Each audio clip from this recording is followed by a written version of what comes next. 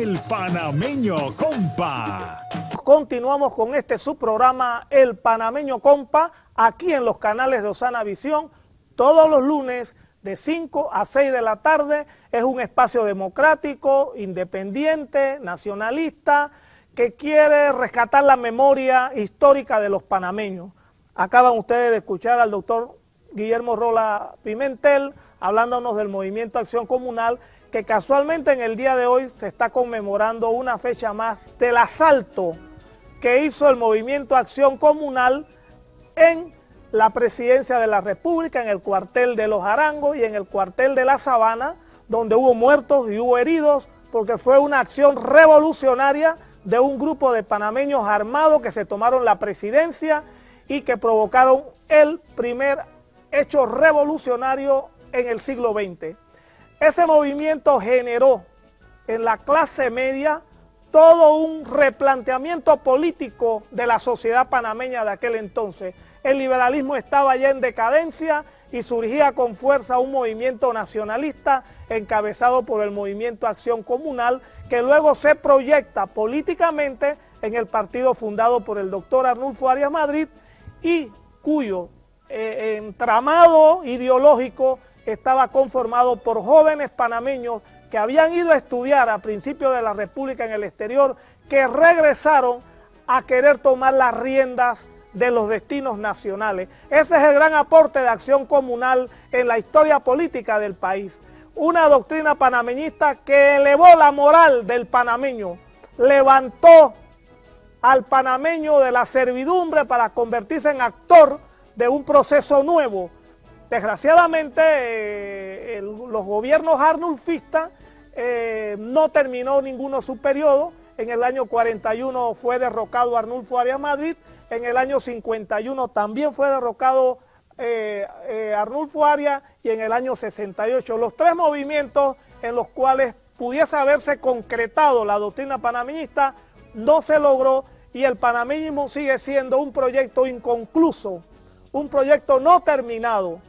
Un proyecto que algunos creen que pueden seguir adelante en este pleno siglo XXI. Ese es un reto que tienen los panameñistas, que tiene Juan Carlos Varela, Mireya Moscoso y todo el entorno que se mueve alrededor de Mireya Moscoso y de Juan Carlos Varela. Tienen el gran reto de ver si este partido panameñista de hoy puede recoger en algo las acciones de Acción Comunal y proyectarlas hacia el futuro. Pero un 2 de enero de 1955 también hay un hecho histórico que marcó la historia panameña, como fue el asesinato del presidente José Antonio Remón Cantera, que en ese entonces había dejado la comandancia de la Guardia y estaba de presidente de la República. Fue asesinado un 2 de enero en los jardines de Juan Franco, asesinado por personas que a la fecha se desconocen. Guillermo, ¿qué cosa tienes tú que añadirle a este asunto del asesinato de Remón? Hombre, cómo no, mira, yo creo que como bien hemos señalado, lo importante del tema histórico en el caso del asesinato del presidente Remón fueron las circunstancias en las que se da su ascenso al poder.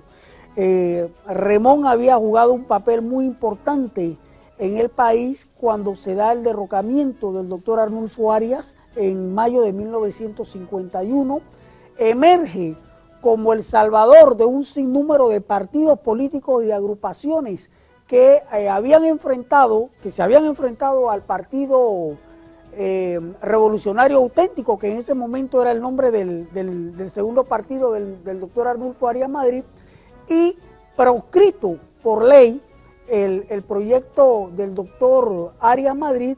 Remón prácticamente enfrenta sin mayores traumas la candidatura del Partido Liberal, que en ese momento encabezaba, la Alianza Civilista se denominaba, el que fuera después el presidente de la Dignidad, Roberto Francisco Chari. Derrota Remón, empieza a hacer un ejercicio de poder autocrático, empieza a proscribir a partidos políticos, va sumando a una serie también de partidos a su alrededor, a algunos sectores que lo van apoyando, pero siempre con una mano fuerte, una mano de hierro persigue a los comunistas, persigue a los socialistas, a sectores de ellos, y prácticamente el país empieza a vivir un calendario marcado únicamente por la pauta del remonismo. Y de la coalición patriótica nacional que había fundado Remón, lógicamente. Ese periodo, esa trayectoria, tiene un punto de quiebre en la tarde del 2 de enero, todavía en los efluvios del Año Nuevo, cuando Remón muere producto de disparos en las áreas del Jockey Club del Hipódromo Juan Franco. Su muerte cancela, sin lugar a dudas, un periodo de la historia política del país. La coalición patriótica a duras penas pudo reponerse con algún golpe de suerte, puede llevar a Ernesto de la Guardia a la presidencia en 1956. Pero ese periodo de Remón, por sí solo, es casi todo un tratado olimpo de ciencia política que en algunos momentos vuelve a repetirse con posterioridad en la vida política del país.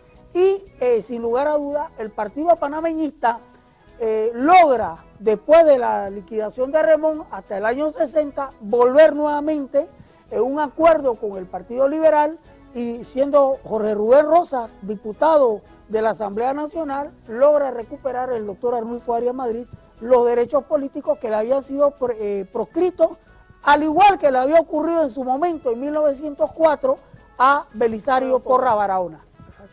Muy bien, desgraciadamente no tenemos mayor tiempo para seguir hablando del remonismo o del remonato, como se le decía en aquellos tiempos, porque es un proceso de 10 años, luego desaparece la Coalición Patriótica Nacional, el partido fundado por Remón, pero dejó algunas huellas como el Tratado Remón-Eisenhower, que fue fruto de los esfuerzos del presidente Remón Cantera para entrar en los comisariatos que antes estaban controlados por los gringos y los comisariatos posteriormente por los panameños gracias a ese tratado Remón-Eisenhower. Y hay otras cosas más que se podían hablar de un asesinato que todavía no se ha sabido quién mató a Remón, porque fue toda una trama desconocida todavía para los panameños. Se culpó a su vicepresidente, no era el que dijo que mató, no mató, en fin, es una cosa parecida al asesinato de Omar Torrijos, que nadie sabe quién lo mató y nadie ha querido investigar para saber quién lo mató definitivamente. Ni el hijo, que fue presidente de la República, trató de investigar quién mató a su papá. No, este es Panamá. Bien, sin más preámbulo, yo quería presentarle al licenciado Jorge Fernández, quien es miembro del comité organizador de las actividades organizadas para llevar a cabo el funeral de Estado del doctor Arnulfo Arias Madrid, y miembro pues también de la Fundación de los Hermanos Arias Madrid. Él está aquí en representación de su presidenta Mireya Moscoso Rodríguez, que no pudo venir, ella estaba invitada. Bien, Jorge, dime, tenemos 4 minutos, fíjate tú todo lo que tienes que decir en 4 minutos, pero aquí hay un disco con unas fotografías de todo el proceso que se va a llevar a cabo con el funeral. A ver si nos lo puede pasar aquí el amigo director.